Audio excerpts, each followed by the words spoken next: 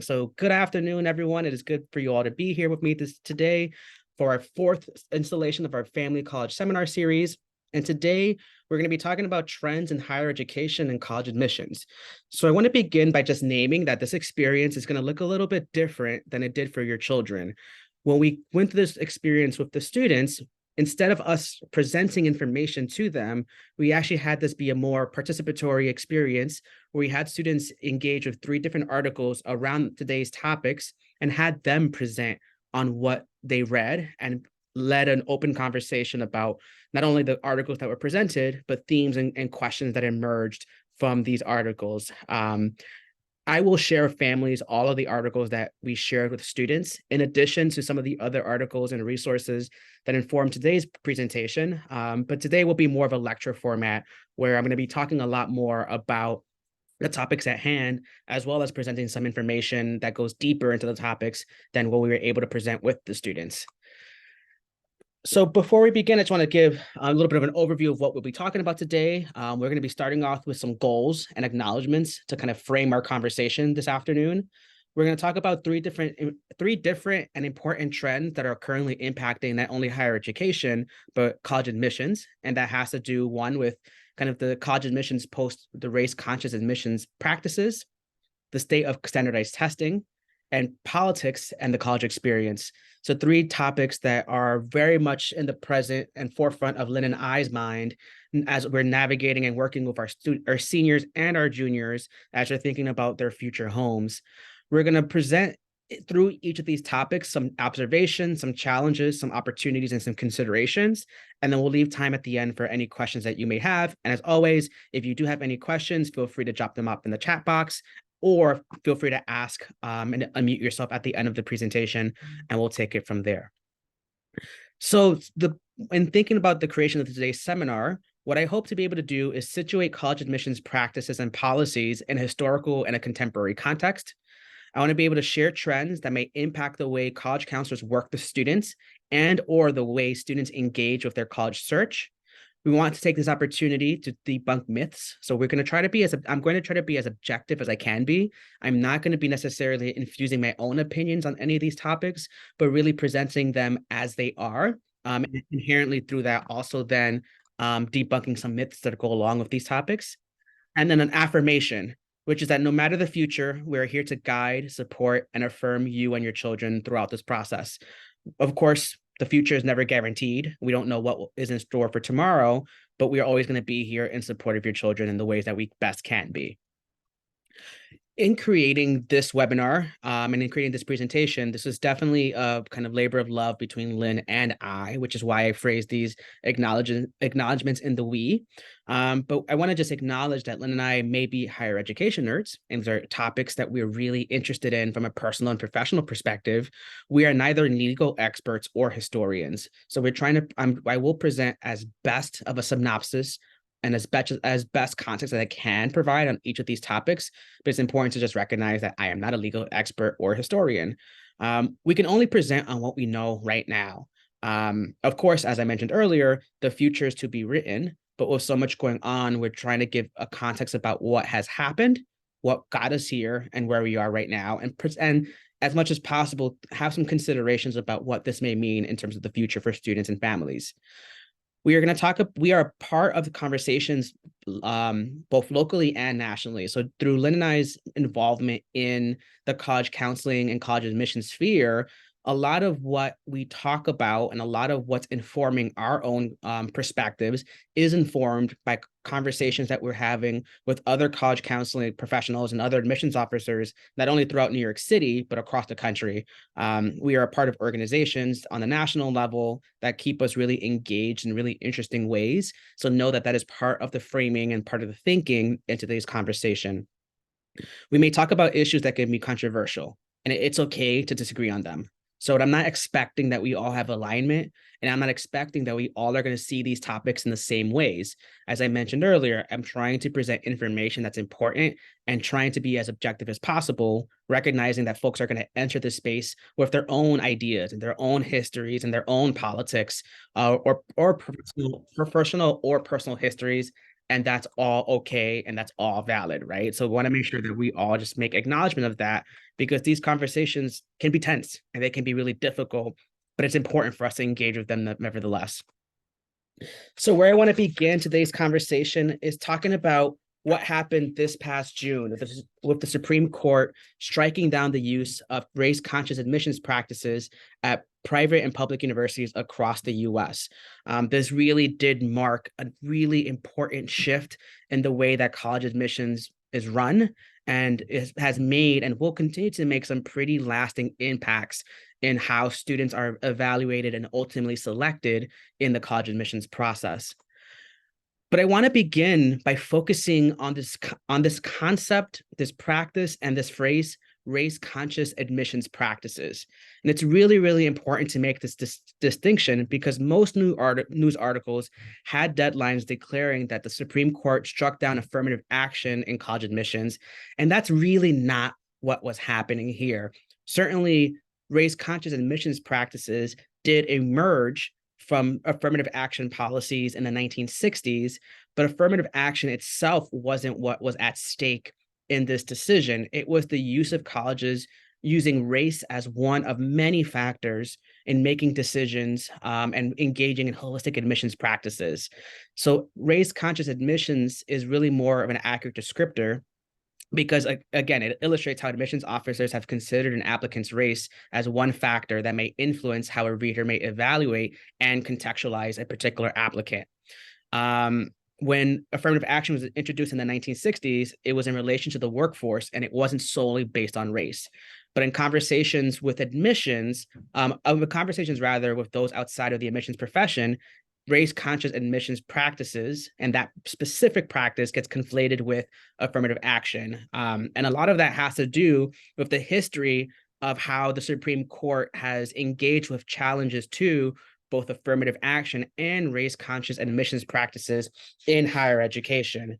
So the first of such cases came back in 1978, where the legality of the consideration of race in higher education admissions vis-a-vis the Equal Protection Clause of the 14th Amendment has been challenged by those who have argued that they were unlawfully denied from a university because of their race, despite their qualifications. The first of this case, the Bakke versus the University of California system, was the first to establish that despite the university's intention of cultivating a racially diverse community, racial quotas were violated. Racial quotas violated the Equal Protection Clause. However, the court left the door open for race as a consideration amongst many others in admissions.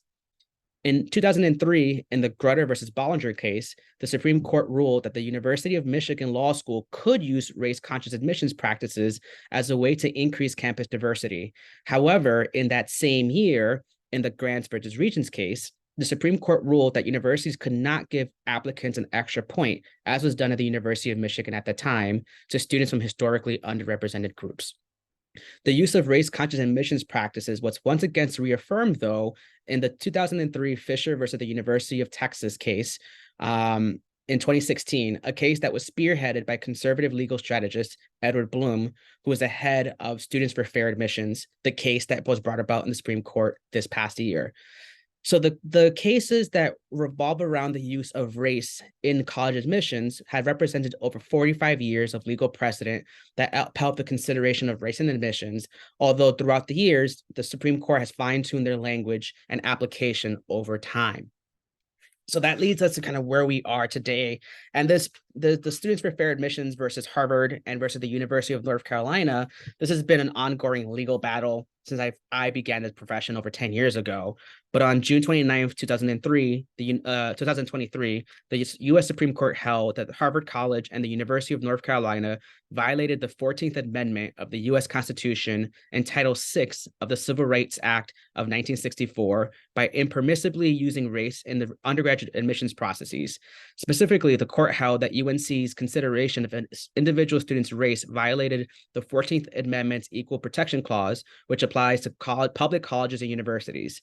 The court reaffirmed that Title VI requires all colleges and universities that receive federal financial assistance, which includes public and private universities, to comply with the same requirements imposed by the Equal Protection Clause.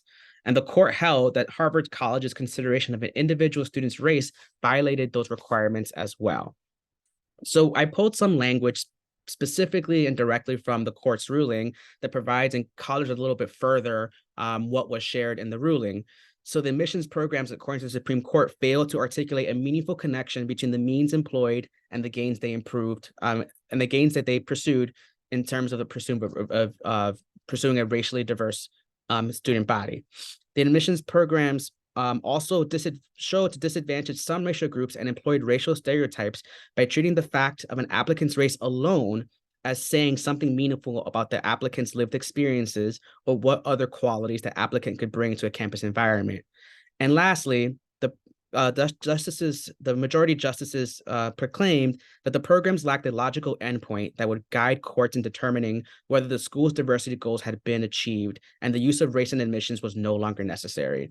So this is some important context about what was behind the case, some of the decisioning behind where we are right now. And certainly that has been a big consideration for Lynn and I's work in the past year, not only understanding kind of the implications of what this court rendering was, but the real impacts that it had, not only on our students and how they're navigating the process, but also thinking about kind of where we are right now, which is what are the real impacts that the strike of using race as one of many factors in admissions did with admissions decisions this year. So I want to share just some observations that I kind of observed in the past year since the decision came out back in June. And the first of which is that colleges have remained steadfast in their commitment to recruiting, enrolling, and supporting a diverse student body. And before the decision came out, the day the decision came out, and up until this point, colleges have been unwavering in their support of students and their support of enrolling an incoming body that's reflective of the diversity of the country that we live in. What I have noticed, though, is that the shift of focus, because race can no longer be a factor, is that colleges are playing particular emphasis on rural, low income, and first generation students. So when they're talking about diversity and they were talking about the recruitment efforts in the fall, I noticed a particular uptick in the ways in which universities were reaching out to these specific populations. It wasn't that these populations didn't matter in the past, but in light of not being able to recruit students based off of their racial or ethnic backgrounds, and having that be a part of the recruitment strategy, this piece, the socioeconomic piece, the rural piece, ends up becoming something that ends up a little bit more front and center in the process. I would say that while this decision impacts all colleges and universities, it disproportionately impacts the most selective colleges in our country. Those colleges that are practicing holistic admissions and the schools that are not just admitting students based off of kind of qualitative metrics, right? So it's important to acknowledge that the vast majority of schools in this country accept the vast majority of students of applicants, right? So the ways in which those universities have engaged in their admissions processes haven't been impacted in the same kinds of ways for colleges that have a lot more latitude to decide and discern who it is that they're admitting and for what reasons. So it's important to kind of keep that framework front and center. What we've noticed this year from a tangible perspective is that there's been a greater prevalence of essay questions around identity, right? So specifically, I want to read a quote from the decision, which states, "Nothing in its opinion should be construed as prohibiting universities from considering an applicant's discussion of how race affected his or her life, be it through discrimination, inspiration, or otherwise." So colleges took that line to understand that students still have the capacity and the freedom and the agency to talk about race if they so chose to do so. Colleges cannot ask, though, about the ways in which race or ethnicity have impacted the students' lives. So what we've seen more of are conversations and questions about identity more broadly or community more broadly. So an example of this, I want to share one of the prompts from Barnard College this year, and their question was, "Our backgrounds and experiences shape how we navigate the world and see ourselves. Tell us about when, where, or with whom you feel your most authentic, powerful self."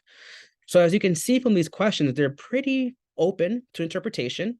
Students can talk about any facet of their selves or their identities. And if a student chose to write about race or ethnicity, they were free to do so, right?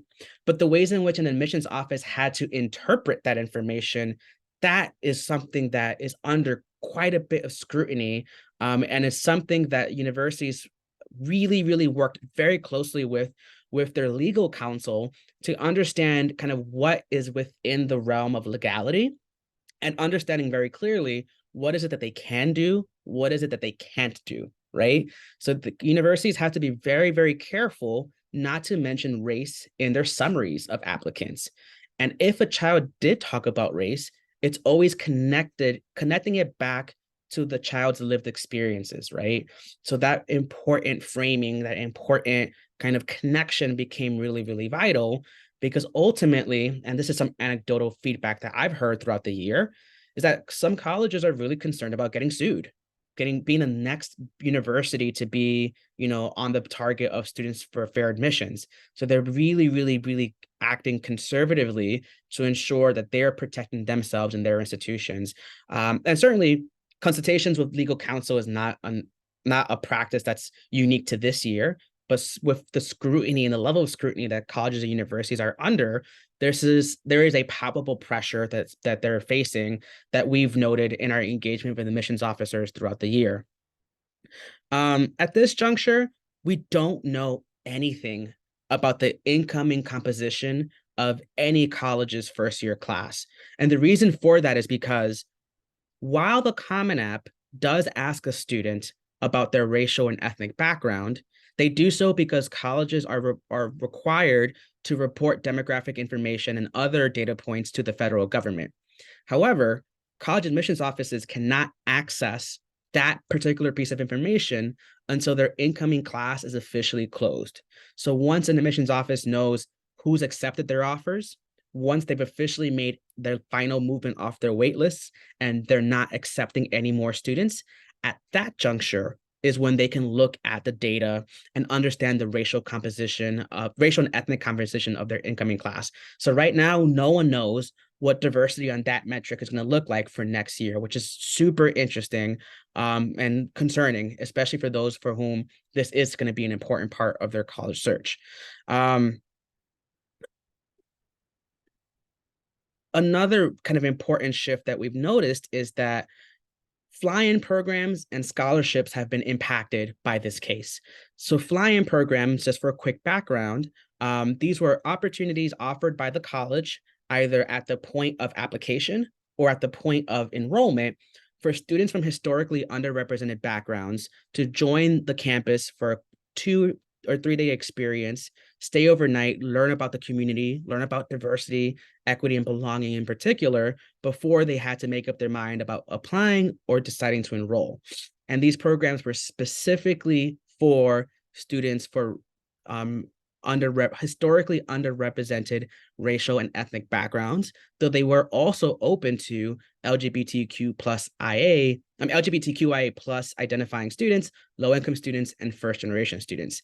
And now the shift, as colleges are beginning the recruitment process for the class of 2025, is that they're broadening out that experience for anyone. They're, again, specifically recruiting low-income students, rural students, and first-generation students. And some schools have said, like, if there are students from historically underrepresented racial or ethnic backgrounds, they are encouraged to apply, but this program is no longer geared towards them specifically. It's broadening out the scope for everybody. And similarly, there have been some schools for whom their scholarship processes have changed as a result of the SCOTUS case. So the University of Missouri system eliminated race as a consideration for scholarships this year. And right now, what happened last month, all Ohio universities are currently reviewing their scholarship policies to comply with the ruling, given the pressure from the state's attorney general. So we may continue to see kind of some reverberation of the Supreme Court case beyond just the admissions process. So this is just some important things to really be mindful of and keep kind of in the back of your mind. Some reflections coming from us and coming from this year is, specifically to the frequency of which students had to respond to questions about community identity. And what I was noticing, and what Lynn noticed as well, is that our students are well equipped to answer those questions. This is a school that's grounded and founded in these ideas about belonging and identity and the exploration of that, right? And that is not disassociated from our Quaker history and our Quaker tradition. So students didn't fear the question as much as I would have anticipated if we were perhaps in another school setting. But that doesn't mean that these questions still weren't challenging. These are questions that some students don't think about on the regular. These are questions that some students aren't asked to write about. And importantly, these are some pretty heavy questions that is associated and tied to admissions outcomes. So understandably, there's a lot of pressure that students feel for getting this right, when the reality is that how do you answer a question wrong about your identity formation and where you are with that, right? When we're all on a lifelong journey to understand ourselves and our identities, right? So it's both affirming that our students have the tools and the language to be able to address those questions, but it doesn't take away from the pressures that they feel to kind of perform in the way that they think they need to. To that end, though, it was important for me and Lynn to acknowledge that conversations about identity and community don't exist in a vacuum, that they aren't just happening in the college counseling office, but that students may and likely do to have these conversations with other trusted adults in the school community. So while I trust any of my colleagues to engage meaningfully in these conversations, Lynn and I did run a training session at the beginning of the year for all of our upper school colleagues to talk about identity and belonging in relation to how this may emerge in a child's college application process. So ensuring that this community of care is particularly present and tuned in to the kind of new world that we were existing and operating within this admission cycle. Not all students were compelled to write about their race or ethnicity, and that's okay. We started off the year by affirming that we want students to talk about the stories that matter to them the most, and that they should have the agency and the freedom to write about whatever it is that they wanted, whether it was centering around identity or not. And our kids took that advice and they ran with it. And students really just talked and wrote about the stories that were the most meaningful for them. But for those students for whom questions did arise about identity, or they had questions about how race may or their ethnicity may appear in their application, Lynn and I were really thoughtful about the ways in which we not only navigated those conversations, but supported them in the ways in which they wanted to present themselves, in the ways that felt authentic and important. One wondering that I have, that I don't have an answer to, but it's been a wondering since the decision came out, is what happens to students of color who are not first generation or low income students, right?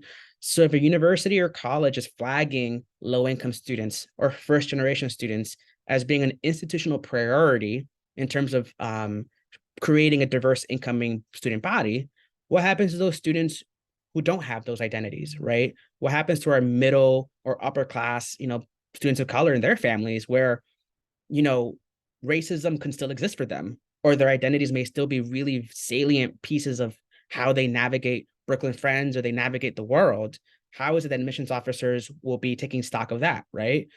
I don't know that from a quantitative data. I think I've heard some stuff anecdotally from admissions officers, but this is something that I know I'm continuously percolating with and continue to sit with and continue to grapple with.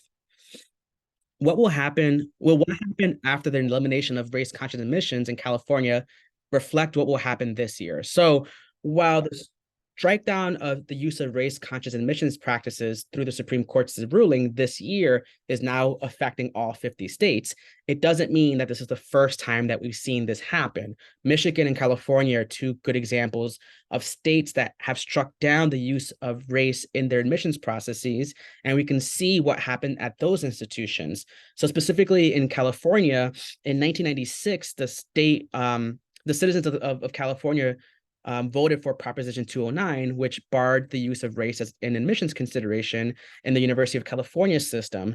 And that next year, which is the year that not only the law went into action, but the first year of incoming applicants to the UCs, what the admissions officers at that time noted was that there was a 40% decrease in Black and Latinx students across all of the University of California system campuses. So really, really, really stark drop in enrollment of application and enrollment across those institutions. And years later, even today, the University of California systems, and in particular, Berkeley and UCLA, have said that despite their best efforts, they haven't been able to reach the same level of racial diversity as they did before Prop 209 passed. So that is that going to be a foray into what happens or what is happening right now? We don't know. Maybe it will, maybe it won't be, maybe yes, but to a lesser extent. We don't know, but we do have examples in our country of what has happened immediately afterwards. And it's something that at least is worth considering and speculating about. And certainly will be more to come once that data is released over the summer. And what this will mean for you and your children at this juncture is to go beyond the numbers, right? This year could represent a stark shift in the racial and ethnic composition of any college and university, right? So it means that if race and ethnicity is an important factor or something that your child values or something that your child wants to see represented on their college campuses, the demographic breakdown of the school communities may not be enough to give your child enough of a data point or enough information and context about their sense of belonging, which then makes it so much more important, as it always did, to go and do the extra research, to talk with students, to talk with administrators, to talk with faculty members about what it means to be a student from a historically underrepresented background on that college campus, especially if there has been, or especially if that college experienced a sharp decline in their number of incoming students of color.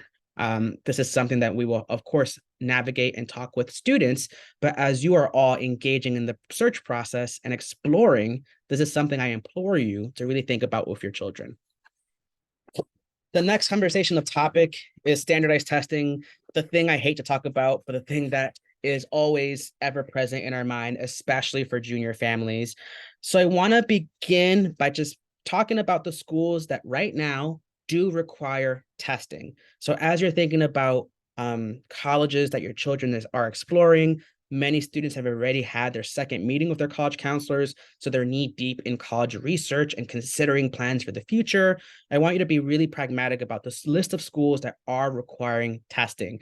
And this is an evolving list. As of 10:42 a.m. today, Harvard just announced that they are reinstituting requiring standardized testing for the class of 2029. So that does impact your children who will be, if they are intending to apply to Harvard for next year. But these are the schools, though not an exhaustive list, but these are the schools that right now have gone back to requiring testing. There are a few other schools, but these are the ones that perhaps our students will be most likely to encounter in their process. I put a little asterisk next to Yale because Yale is actually a test flexible policy and they accept SAT, ACT, AP exams, or IB exam results. And I flag this for us because while we are an IB school, our students do not take the IB exams until the end of their senior year. And Yale will not be taking predicted IB scores in lieu of the SAT or ACT. So if your child is thinking about going to Yale or has aspirations for Yale, they must plan to sit in for the SAT or ACT. It's important, though, that we recognize that the media feeds the frenzy and that the media is really only focusing in on the most selective colleges that go back to requiring testing. You don't see, or you're not likely to see, the schools that have made announcements to extend their test optional policies. I don't think I saw any discernible news outlets reporting on Penn or Vanderbilt or Emory or Cornell or Syracuse or Boston College or the University of Wisconsin extending their test optional policies. The reality is that the vast majority of schools across the country are currently and will be test optional for the foreseeable future. But it's important that as you are and your children are thinking about a variety of different schools, that you're operating off the most current and up-to-date information possible. So I will send this link out in my follow-up email, but I just want you to know that it exists. So fairtest.org has a really great list of schools that has information about their testing policy, what they are, how long the policy is in place for, and then that way it helps you kind of understand what the reality is of what you're navigating and what the plan may be for you and your child. And hopefully it eases some anxiety. But always, when in doubt, please come talk to us, as I'm charged with giving information that can perhaps be most applicable to most families. But the reality is that testing still remains an individualized conversation relative to your child's aspirations and other factors that we want to talk about today. So what I want to share about testing is that there's a recent report that came out about a month ago from the Common App, and in that report, it shared that the SAT HEC score submissions by the Common Application for over 1,000 colleges and universities found that more and more students are choosing not to report their standardized test scores than to report, and that the growth is meaningfully faster over the past year for students not reporting testing. So the vast majority of students, the students who are applying test optional in aggregate, outpace those students who end up submitting a test score. And that is consistent with what has happened at Brooklyn Friends since I've been here since 2021. So the majority of our students do not submit their test scores. Doesn't mean that they don't take an official SAT or ACT, but through individual consultations with me and their college counselor, students are by and large not submitting a test score, even if they have one. Um, Colleges on both, what's interesting about this conversation though, is that colleges on both sides of the test optional argument are arguing really similar points, so just on a different end of that spectrum, right? So colleges who reinstituted testing argue that with the rise of grade inflation, requiring standardized tests provides a common yardstick to evaluate students across school systems and across the world. Their data also suggests that students who submitted test scores have a higher first-year GPA than those who did not submit test scores.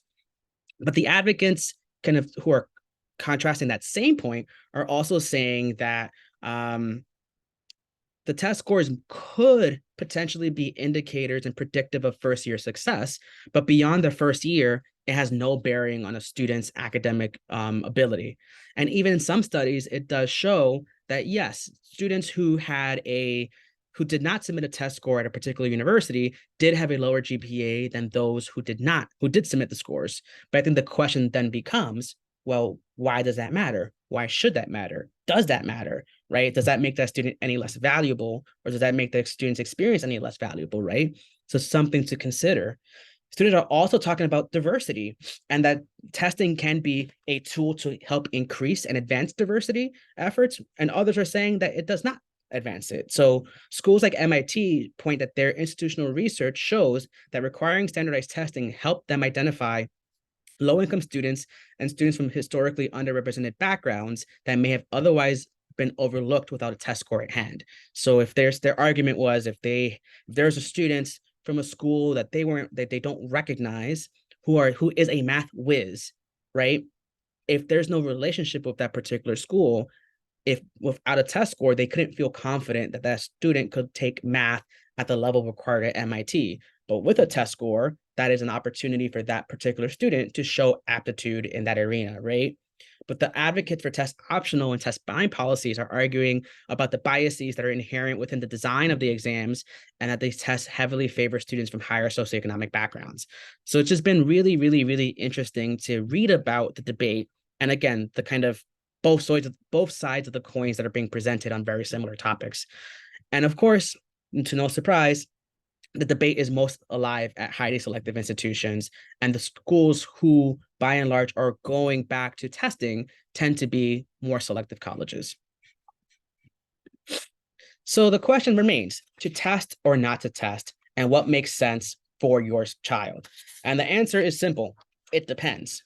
It depends on, there's a lot of considerations that we want to be able to balance as we're thinking about if your child should engage of test prep or not, right? The first question I would ask is, how did your child feel after this October's practice ACT and practice SAT? Have they taken a mock test since? So I want to acknowledge that this exam was still pretty early in their academic year. How they may do now probably would be different than how they scored of October because they have more knowledge underneath their belt, right? So have they sat in for a mock exam in the recent past? And how did they score in that particular exam? And did they feel good about the score and their ability to increase that score? Consider the mid 50% of test scores submitted at the colleges your child is considering. Could your child achieve those scores? If you have questions about what those scores are, information can be available on the admissions websites, and information is available on SCORE, and information about that is available on College Kickstart. And certainly, if you have questions about that, talk to Lynn and I, and we're happy to help strategize around it. Does your child have the willingness and stamina to consistently study for the next 3 to 6 months? So any test prep company I've ever engaged with, any test prep or guru, so to speak, who has talked about what it means and what it takes to be, to make significant increases in your test scores will give students typically a 3 to 6 month timeline to be able to do that, requiring kind of daily practice and daily homeworks and daily review, right? So you're really considering this as an additional academic course and a commitment that your child should take seriously. If they're willing to do that, then perhaps test prep is something that they should consider engaging with. Can your child balance test prep while maintaining their academic performance or better, right? Certainly, as we close out the school year, it's an important thing to consider if your child is planning to take the SAT in June or the ACT in June. As they're thinking about their summer, though, and knowing that they still have the opportunity to take the exams in the fall, thinking about what their free time looks like over the summer, will they have the time to do dedicated studying, whether it's with a tutor, whether it's with a company, or within the myriad of free resources that are available to them? Is it worth the added stress? You know your child best. You know how your child responds to stress. You know how your child responds to added responsibilities. Is this going to be the thing that is going to be worth adding something onto their plate? If this is something that is worthwhile, but you know that your child needs to take a step back from an obligation, help them really think about what that looks like, right? Even if it's temporary, so that way they're not burning themselves out. And importantly, I would never advocate taking test prep if that means a weakened academic performance, because that's really not going to help any student out, right? So just and then the last thing, and of course, as we said throughout, is that when in doubt, please come talk to us, and we're happy to help make sense of all of this and help you strategize what makes most sense for your child. And the last topic that I want to talk about is politics and campus choice. So this has been an incredibly kind of fascinating year with how the college experience is talked about in media, how it's talked about in politics, how global events have impacted the lives that our students are leading on campuses. And sometimes there is a lot of truth behind what's going on, and other times it can feel more ideological than it is actual real experiences from students. There was a recent study that the Lumina Foundation, in partnership with the Gallup survey, kind of recently published on their higher education study, and part of it was a lot about kind of success and student experiences either on campus as current students or as prospective students. And there were three kind of big takeaways from this survey that was being presented. One of them was that 71% of current and prospective students say that reproductive rights, and 81% say that campuses with restrictive gun policies, are important factors in deciding whether to enroll or remain at a college. And this information is consistent across race, gender, and political affiliation. So students are really thinking about the prevalence of guns and whether states are restricting gun access on college campuses, either for students or for campus security, and access to reproductive rights for students in that particular state. These students are really, really thinking about that, and students more and more are considering those factors as important factors to engage with as they're considering a slate of schools that may or may not be outside of their home states. The poll also showed that 76% of students reported that a state's decisive laws restricting discussions on topics on race, gender, or sexuality would impact their decision to attend a college. So we're seeing schools that are states rather, that are restricting public institutions from engaging with topics of diversity, equity, and belonging, those may impact whether a student wants to attend a college or university in that particular state. And certainly for certain populations, this becomes even more dire, right? So there's a recent article from NBC News that talks about the ways in which LGBTQIA plus students are grappling with states that have restrictive laws against LGBTQ identifying individuals. And that safety in particular for these populations is a really big consideration as they're navigating their college search. So certainly as your child may be thinking about belonging and inclusion and importantly, safety, these are really real kind of policies that have real impacts on students. And if you know these are identities that your child carries, it is important to have conversations with them to kind of think about how central these need to be or can be or should be in their college search process.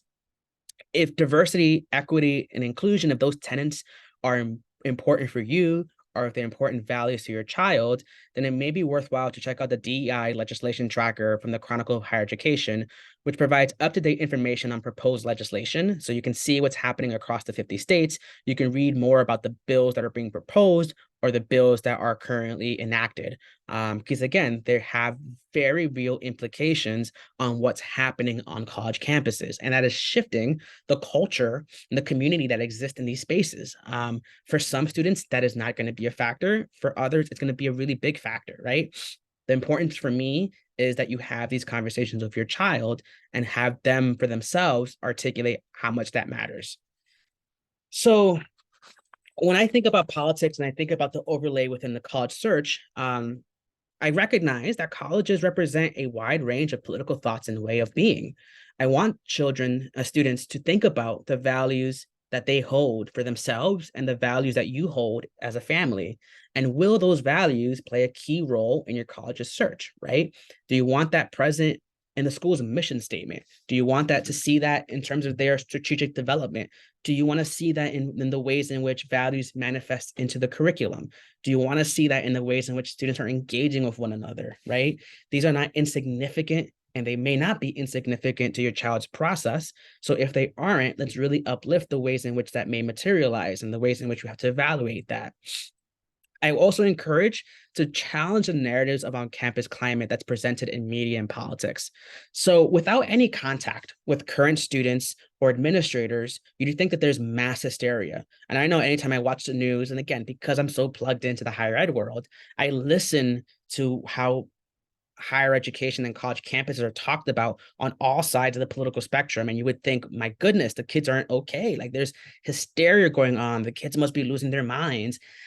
And while there's certainly grains of truth within that, I've spoken to enough BFS alums, or I know enough folks who work in higher education across different kinds of communities to understand that that's not quite what's happening, right? And that this feels like kind of a little bit of political theater that's happening, that's pitting students and non-students against one another. And folks are aware of that, especially in an age where folks are questioning the value of higher education. And I present that not to diminish that those feelings or perspectives of the challenges aren't real, right? There are certainly, especially this year, which is what's happened with the conflict with Palestine and Israel, we've seen what has happened for students. We have seen the real impact. We've seen the real tension that students are experiencing, and I don't want to diminish that.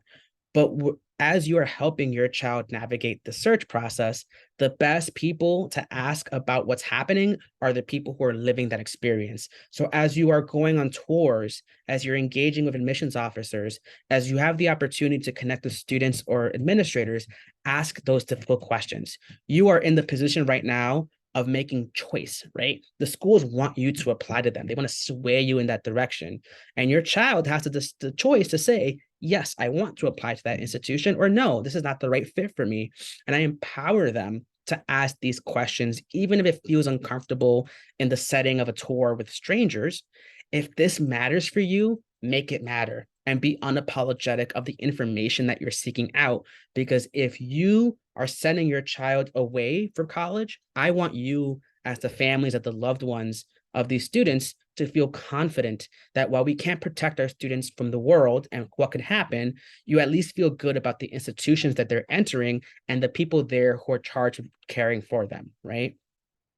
I want students and I want us to really think about discomfort and safety as two different things, right? Your child is going to enter communities that uphold different views. How does your child handle dissenting or opposing viewpoints, either in an academic setting or in an interpersonal one? I think that's something really important to consider because we, and I say the collective we, have a responsibility to help students kind of be comfortable with dissent and understand that their ideas and their worldviews aren't going to be what everybody else holds, and that's okay. But can they engage across difference in a way that's respectful and a way that's mindful of the experiences of other people, right? That discomfort can lead to a ton of growth, a ton of understanding, or even a ton of reaffirming what your own values are. And that's different from unsafety or feeling not safe. And this is a really clear distinction that I want to make for families and for students, because I cannot, in good faith, if I'm working with a trans student, send them to a state where they have really oppressive anti-trans laws, right? That is putting that student's life at risk. That is putting their humanity at risk. That is opening up doors that if we can avoid that, let's try to avoid it as much as possible. And it's not just trans students, it's any student, right? And the identities that they carry. I don't want them to walk around feeling like they have to look over their shoulder because they don't feel safe. And I want you all as families to also have that conversation with your child, because what may feel safe or unsafe for you may be very different from your children. Especially, if let's say your child's the first to grow up in a city and their city sensibilities are different than what you grew up with, right? They're going to have a different interaction and engagement with an urban environment than perhaps you would. So it also takes a little bit of unlearning and maybe a lot more trust that your child understands what's kind of their own North Star. So engage in these conversations with them. I'd also encourage you to not only think about what's happening on campus, but what happens in the surrounding communities, right? Because your child is likely to also engage with life outside of the college campus itself, right? So think about that colleges could be bubbles, really insular bubbles that protect students from the outside world. And if your child is excited about stepping outside of the community, whether it's to do academic work, service work, or just be a person navigating life, right? I want you to think about what is it the surrounding politics around that community. And again, how does that overlay with discomfort and potential safety concerns, right? Importantly, too, ask about resources. What resources does the college offer for students when they're off campus, right? So they can be a wide range of things, but I know one doesn't necessarily have to do with this topic at hand, but in my undergraduate institution at Skidmore, the college paid for taxi rides off campus. So if you're off campus, you call Saratoga Taxi Company, you tell them you're a Skidmore student, and then they pick you up and it's free of charge. The college covers that cost. Great kind of piece of safety, right? That certainly was great for me, great for my friends, not exclusively related to the topic at hand, but just to provide a framing of what kinds of resources could exist for students off campus that's in relation to the town and the college community. Look for and seek out campus resources around identity markers that may be important to your college search, right? So as I think about working with students who are Jewish and their Jewish identities are really important and their sense of belonging around that is critical, right? Certainly one factor that you may look at would be number of Jewish students on a college campus, but is there an active Hillel as another way to engage with that piece of your community, right? Are you a student for whom spirituality really matters? And if you're attending a secular institution, are there offices for spiritual or religious life that you can go to either practice your faith, to go to worship, or anything else, right? Are you a student of color or a student for whom affinity spaces really matter, and you want that either to exist on a student-to-student level or an institutional level, where maybe you're seeing dedicated affinity spaces for either all groups of students or divided by different affinities groups? Seek those opportunities out when you're visiting college campuses and see what exists out there.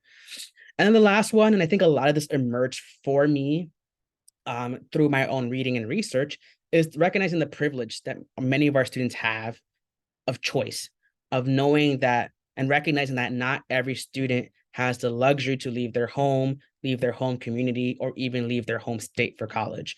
It is a privilege to be able to say, I can go wherever I want as long as it's the right fit for me. And it's something that I want students to like take ownership over, but also really acknowledge, because the reality is that for many students across the country, they don't have that same level of choice and same level of access. And it also means too, kind of suspending judgment as well. Because I know in talking with students, they may have preconceived notions of different parts of the country, just like different parts of the country have preconceived notions about what it is to be in New York, right? But there are going to be people who care about a wide range of issues at these spaces, who are there and can't leave, but are fighting for equity and fighting for inclusion, right? So that recognition is also really, really important, and something to just continuously challenge and keep front and center with our students. The last thing I'm going to leave you guys with is, no matter what, we are here to support, guide, advocate for students and families. Lynn and I are here to keep track of trends and think about the ways that they impact the college search process. We are here to interpret their impact and relay important information. We may not always have the answers, but we will work hard to find them out, and we will work in partnership, not only with one another, but others in the profession, to figure these elements out. And we'll always work to ensure that we have you and your child's best interest at heart, and that throughout this process, that will always remain true, and we will always meet your child and you where you are. So we are really looking for you guys to take the lead and understand that we are here to help you out in whatever ways that help emerges and looks like for you all and your family. So I'm going to stop my screen share right now. And I want to open it up to any questions that have come from the chat right now. Yeah, if anybody has any chats, any thoughts, perspectives, questions, feel free to drop them in the chat. If you want to hop on the screen and ask a question, you are free to do so.